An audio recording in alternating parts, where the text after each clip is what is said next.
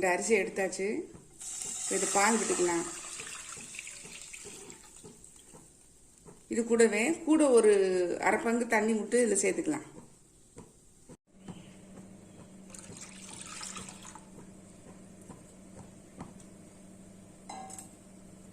நல்லா கொதிச்சு வரட்டும். பால் கொதிச்சுட்டு இருக்க நேரத்தில் இந்த அரிசி வறுத்தோம் இல்லையா, அதை ஆறி வச்சு அதை வந்து லைட்டாக ஒரு சுற்றிட்டு வந்துடலாம். ரொம்ப பவுடர் ஆக்கக்கூடாது. நல்லா பால் கொதிச்சு பொங்கி வந்துருச்சு பாருங்க. நம்ம இந்த ஸ்டேஜில் இந்த பவுடர் பண்ணி வச்சுருக்கோம். பவுடர்னு சொல்லக்கூடாது, அதை வந்து எப்படி சொல்கிறது, ஒரு திருப்பிட்டு இருந்து 1-2 உடஞ்சிருக்கணும் அரிசி. அதை இதில் சேர்த்துடலாம்.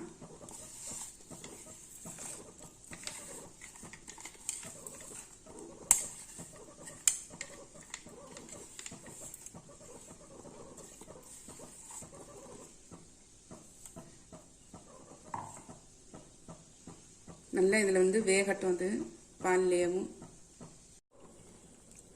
நல்லா வெந்து திக்காயிடுச்சு பாருங்க. நம்ம இந்த ஸ்டேஜில் சுகர் சேர்த்துடலாம். இன்னைக்கு அச்சய திதியாக இருக்கிறதுனால நான் வந்து பாயசம் வந்து வெண்மையாக இருக்கணும் அப்படிங்கிறதுக்காக நான் வந்து இது சர்க்கரை சேர்க்குறேன், அதாவது சுகர் சேர்க்குறேன். நீங்கள் வேணும்னா நாட்டு சர்க்கரை கூட சேர்த்துக்கலாம்.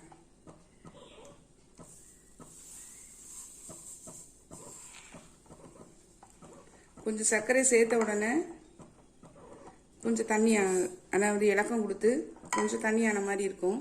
திரும்ப இது கொதிச்சு நல்லா ஒன்றா சேர்ந்து வந்துடும். திரும்பவும் திக்காயிரும்.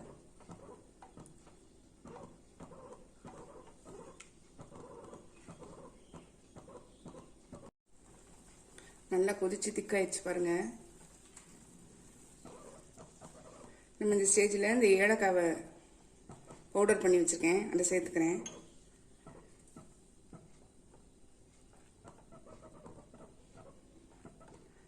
நம்ம இந்த ஸ்டேஜில் இதை இறக்கிடலாம். இறக்கிட்டு முந்திரி பருப்பு, முந்திரி திராட்சை இருக்கு இல்லைங்களா, அதை வந்து வறுத்து நெய்யில் வறுத்து சேர்த்துடலாம்.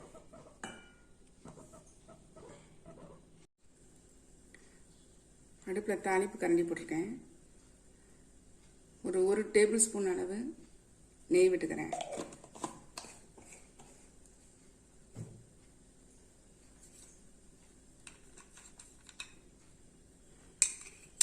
முந்திரியை உடைச்சி சேர்த்தாலும் சரி, அப்படியே சேர்த்தாலும் சரி.